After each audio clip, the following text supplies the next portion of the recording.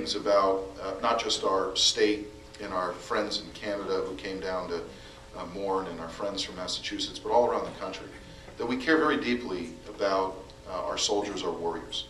So relative to our foreign policy, we need to be a strong America that advocates for freedom and peace. But the reality is that we do have terrorist organizations that are around the country that still want to kill Americans.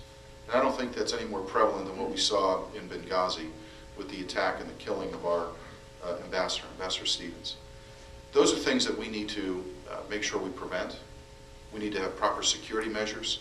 And the reality is that we have to focus our military on those different organizations, particularly in Pakistan and still in Afghanistan, who want to try to strengthen themselves so they can kill us.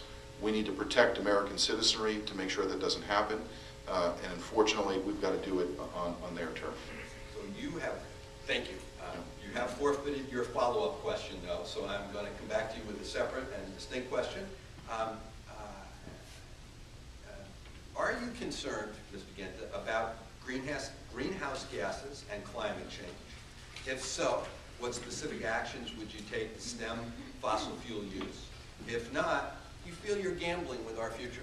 And if you would take 1 minute to answer that. One of the bills that I authored and co-sponsored was an all of the above energy policy. I think that with 19 million barrels of oil that we use today in America, and with 7 million of production, we can both increase exploration and production, but we can also reduce usage through smart conservation programs. But we also need to, around the country where it makes sense, use alternatives. There are certain parts of our state and certain parts of our country where wind would make sense. There's other parts in our state and our country where wind wouldn't make sense. But that has to be a growing component of the overall energy grid in this country. The reality is that when you are paying almost $4 a gallon in gas right here in Conway, and almost $4 a gallon for home heating oil, this is direct effect on every American, and particularly the middle class, when you're paying $700 to $800 a month just to get to work and to heat your home. I believe that we can do far better in making sure that those prices start to go on the decline. Thank you. 1 minute follow-up for you. Your website indicates your support for the Keystone Pipeline and bipartisan plans to expand renewable hydropower production. Those are relatively easy to do because they're going to happen somewhere else. Do you support, in 30 seconds, the Northern Pass plan, which would actually bring that hydropower electricity into the United States from Canada? I think there's a way to get Northern Pass done in an aesthetically pleasing way. I would like to see the lines underground rather than above ground. I think that there is reasonable people over at PSNH and Northern Pass, as well as state leaders, who can come to that cooperative agreement. But in terms of the Keystone Pipeline, I support that, and I think the President actually indicated in his debate performance the other night that he supports it. What it really needs is just a presidential approval for a lease. That's a $7 billion project, 20,000 immediate jobs, and long-term energy capability for this country. Thank you. In a minute or so, Ms. Shea Porter, are you concerned about greenhouse gases and climate change? If so, what specific actions would you take to stem fossil fuel use? Well, first let me say that my opponent actually told the Raymond Tea Party that the federal government has no role in combating global warming. And so there's another place that we're very different. I agree with the U.S. military. The U.S. military is preparing for climate change, rising sea levels, etc. So they are experimenting with fuels right now. Unfortunately, Republicans in Congress did try to stop the military from doing that. And if you take a look and you see the subsidies for oil companies stay there, but subsidies for wind power and solar don't. You know, the emphasis is definitely on one of the above, not all of the above. I'm calling for an Apollo-type program. I think it's absolutely essential for national security reasons, for economic reasons, because it's expensive, the cost of gas. We are absolutely held captive to a world market speculators in oil right now. We have to change that. And also for the environmental reasons. But the Republicans in Washington have worked very hard to take the teeth out of any regulatory process at all, the EPA or any other group there. And there's a huge difference there about how we approach this problem. Thank you. Sure. Can we stay on this topic for a minute? Sure. Let's do a minute, each of you more, talking about, in general, the Sure. question of the environment and how you would both go about protecting it. I think New Hampshire, people in New Hampshire are very much concerned about our environment, want to protect our environment. People are also concerned about the cost of gas and the cost of home heating oil. That affects just about everybody, whether you have a job or whether you're retired, whether you're coming out of college, whether you're trying to raise a family. The reality is that the cost of gasoline is almost $4 a gallon today. It was under $2 4 years ago. And there has not, I didn't hear an answer as to how to specifically reduce that cost, which would help everybody put more money in people's pockets. So I think you can reduce consumption by conservation. I think you can have greater exploration on the fossil fuel side and natural gas, as the president indicated in his debate the other night. And I think you have a growth of the alternatives. But that's not being done right now, and that wasn't done when my opponent served us in Congress for 4 years. So I would ask, what specifically would you do to help people who are struggling at the pump? So you are in favor, in 30 seconds, of the steps to increase the fuel mileage requirements on vehicles. You are in favor of opening up public lands more aggressively to drilling and pursuing fuels. That would be the all of the above aspect of it in 30 seconds. Well, specifically the CAFE standards, you've got to be aware of the fact that you're also going to increase the cost of a vehicle. So are there other alternative ways we can do it? Absolutely. But in terms of exploration on federal land, yes, I think we need to provide more leases. The president actually has not done that. He has reduced the number of leases on federal land. You are seeing on private and state land, particularly North Dakota, additional exploration, but not on federal. On federal, it has declined. And Ms. Shea Porter, in 90 seconds, would you mind, actually, once you take 60, I'm going to have a follow-up question for you. Any further comments on your approach to addressing our need for fuel and at the same time protecting our environment? Right. First, let me say what the president said the other night, and I knew this to be true, that these companies were holding leases on federal land, waiting until they could maximize profit. And so they said, okay, well, you're going to have to renegotiate these. And I pointed out earlier that my opponent actually wants to give your federal land and your federal oil free to these oil companies. He said, I didn't hear what you did. Well, we did increase the miles per gallon. We went for fuel efficiency. We encouraged people to use alternative. We put subsidies in there. We were big on conservation. What I didn't hear was exactly what their plan is. All I know that they've been doing down in Washington, they have a 0 from the Sierra Club, 0 from pretty much every organization. That's his rating, not mine.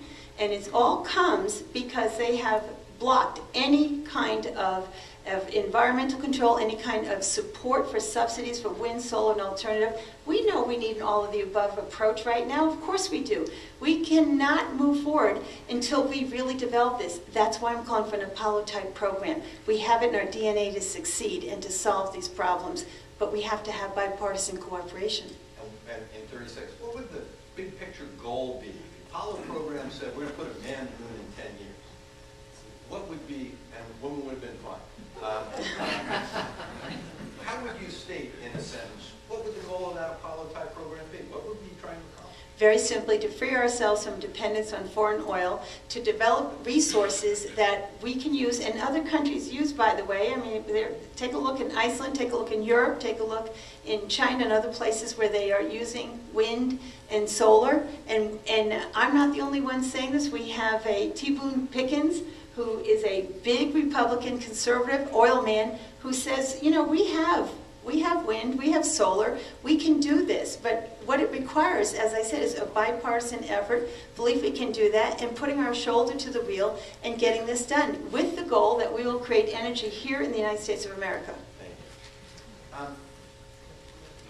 We collect questions from the audience. They provide us with these 5x7 cards or 3x5 cards. And I've never had a concentration of those cards as critical of the electoral process as I did in this particular event. Just to give you some feeling for some of the comments there. Why are we spending all this money on mailings, including those historically that were congressionally funded? The Citizens United case that led to corporations and other groups being treated as individuals as far as freedom of speech, being able to spend unlimited money. Why aren't our candidates acting in a more statesman-like fashion? On what areas of legislation do Democrats agree? Please try to find one. What are we going to do to break the logjam in Washington, D.C.? Examples of when you voted against your party on a particular issue. Are you just a spokesman for Mr. Boehner or for Ms. Pelosi and simply a mouthpiece for them? The lowest approval in history of our Congress.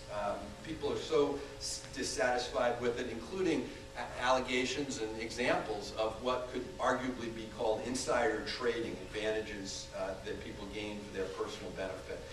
The rich pension plans that Congress people receive. I'll stop there, but could you each take 2 minutes? I'll start with Ms. Shea Porter. People are really unhappy, both about the electoral process and about the Congress in general. And we generally like our Congress people when both of you were in office. But tell us what's wrong with the system and what needs to be done to fix it. Ms. Shea Porter. Okay, first of all, yeah, they mentioned Citizens United and the influence of outside money. Right now, my opponent just is the beneficiary of one buy from a conservative right-wing group, $2 million. That's more than I'm going to spend in the whole cycle. $2 million from one. And so you are getting mailings every single day talking bad about me, but this is happening around the country. And it does create a kind of cynicism. The charges are outrageous, and there's this and there's that going on. So sure, you know, and we don't enjoy it either. And that's why I want to go back to the campaign finance reform here. Now, my opponent has Citizens United PAC money. And he has other PAC money, and he has union PAC money like I do. But I don't take that corporate PAC money. And I think we need campaign finance reform so desperately that I just can't talk enough about this. It would help people hear the issues through the roar of the partisanship. So we need to do that. We also, there are differences in our voting records, clearly. And they're supposed to be. I mean, by the very nature, we're supposed to, if we have different opinions, we are supposed to go down there and work for those positions. But I will say that we both have pretty much the same percentage of times that we have voted with our leadership. So you can look, voters can look and say, okay, Mr. Guinta votes with John Boehner and the Tea Party. If that works for you, then that's the vote that you need to take. On the other hand, I voted with my leadership. Okay, because I believed in most of it. There were times when I did not, and I'm sure that the congressman will cite once or twice that he didn't either. But we both voted most of the time, almost to the same percentage point with leadership because you believe in these values. So again, we have the choice of the Tea Party and what's happened in 112, or what's happened in the 110th and 111th. So where did I differ? Oh, 0. 30 more seconds. Okay. So I'm watching that clock. I differed, first of all, on Afghanistan. I decided after I went there the first time, I was a military spouse and very proud of my husband's service. He was born and brought up in military bases, and it's our family history, and very, very proud of it. And when I said we were right to go to Afghanistan to take out the terrorist training camps, and I still believe that we were. But after I went to Afghanistan the first time, I realized we were not rebuilding this country, not even close to rebuilding, because it had never been built, and it was a task that was unfair. So I voted against Afghanistan. I also voted against sending the Bush tax cuts again for the wealthiest. So I voted no on that, and I'm out of time. Sorry. Thank you. 2.5 minutes, Mr. Sure. In the big picture, you heard the question. Yeah, thanks, George. You know, look, when we're here today, we're talking about substantive issues. When I look in this crowd, what I see are passionate people. We have disagreements on policy. There are people in this room that support my opponent. There are people in this room that support me. There probably are some people who are undecided. But at the end of the day, whoever gets elected, this is about governing. And it's about trying to have the best reflection of New Hampshire represented in Washington. So while, somebody who supports my opponent, we have disagreements, I actually respect the fact that you're here. I respect the fact that you're passionate about the issues that are important to you. This notion of the Tea Party, I'd like to address it. Because my opponent likes to say, well, if you're Tea Party, you're bad. Yet a month ago on MUR, she goes on MUR and says that she supports a lot of the principles of the Tea Party. So rather than the name calling, let's just recognize and appreciate that there are different points of view, different perspectives that sit here right in this room. Now, in terms of the issues down in Washington, let me tell you where I disagreed with my party. Number one, on Libya policy. Number two, on police and fire grants, because I wanted to make sure that we were providing necessary resources to our communities. Number three, on things like LIHEAP, funding for low-income individuals who need help with energy costs. I'm working with Mike Michaud, the Democrat from Maine right now, on legislation to enhance and augment that, and people right here in the Conway and the Valley area are going to be recipients of that. I've worked with Barney Frank on fisheries issues and catch issues for the seacoast. I've worked with Peter Welch in Vermont on transportation-related regional issues that border New Hampshire and Vermont. And I've worked with the delegation, New England delegation, on getting transportation bill, highway bill, being on the Transportation Committee, passed bipartisanly and signed into law by the President, because we have a responsibility constitutionally to address our infrastructure. And we're able to provide $159 million to New Hampshire rather than the $100 million that the state of New Hampshire budgeted, because of the bipartisan work that I did. Because I also listened to my constituents. I listened to town leaders right here in Conway who are asking for assistance. That's what I think Congress needs to be about. That's what bipartisan needs to be about. We can have differences of opinion, but at the end of the day, we've got to respect one another and work on behalf of every citizen from our communities that we represent. Okay, thank you very much. My apologies to so many questions that we didn't get to. There was no shortage of things we could stay here and chat about, but I think we've gotten our money's worth out of our two candidates here. And so we're going to move to the closing statements, and I'm going to start with Ms. Shea Porter, and I'm going to authorize you to politely make noise when she is done speaking. Also, whether you wish to provide it seated or standing, it is at your option, Ms. Shea Porter. Thank you, and seated is fine. First, let me thank everybody for being here, and I would like to say that there is no name calling here. When you say Tea Party, you say conservative, or you say progressive. It is the title that people give one another, and so I respect that there are differences here, but I don't think we need to say it's a name calling. And I'm not a Tea Partier, and I think the vision that we have for this country is quite different, and that's what this election is going to be about. I believe that we need to dream big dreams again in this country. I believe that we need to say to ourselves, hey, we can get this job done. We have always done it. It's the American way to work together. I put myself through college, and I want the next generation to be able to do that as well. And I do think there's a shared responsibility here, that when we look, all we're asking for is fairness. We want to make sure that everybody is working together. It is our tradition to reach out and bring the next generation forward. And when you look at the differences that were presented here, where there are severe cuts in Medicare and Medicaid and programs that people depend on, and there's differences in jobs and differences about growing government, I believe we need to grow our country and our economy from the middle out. I come from the middle class. I'm focused on the middle class. I know that we can do this. This is the American way. Dream big. Don't let people say we can't get this done anymore, that somehow or another we're different, that our best days are behind us. They're not. They're in front of us. Thank you. Thank you. Thank you.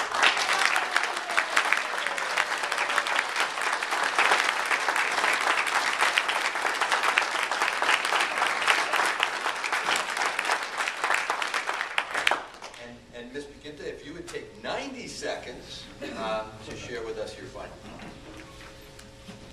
Well, thank you very much to the Mount Washington Valley Economic Committee for hosting this. I want to thank George for doing a great job in moderating. I think we covered a lot of policy-based and substantive issues. Look, I'm running for re-election because I want to move this country in a direction where our economy can thrive. I want to move our country in a direction where every American has an opportunity to succeed, not just get a job, but get a great career. We have tough challenges ahead, but I believe in the optimism of America, and I believe in our ability to, in a collaborative way, have successes. I did that as a mayor, I did that as a small business owner, and I will continue to work in the way that I think is the best reflection of New Hampshire and the best reflection of this district. We all have issues that we disagree on, but what we agree on is being respectful, responsible, and being an advocate for the individuals that we represent, having strong constituent service, being back here in the district on weekends and district work periods, hosting job fairs, utilizing as I've done, 6, 1 here in Conway, so we can use the office for good, positive things as a connector for those who are looking for better opportunities. Yes, we do have big challenges, but we as a country are up to the task. And I appreciate the opportunity to have served you in this last term. And on November 6th, I'm asking for your support again. And I thank you very much for participating, and I thank you very much for participating in our electoral process. Thank you, everybody. Thank you.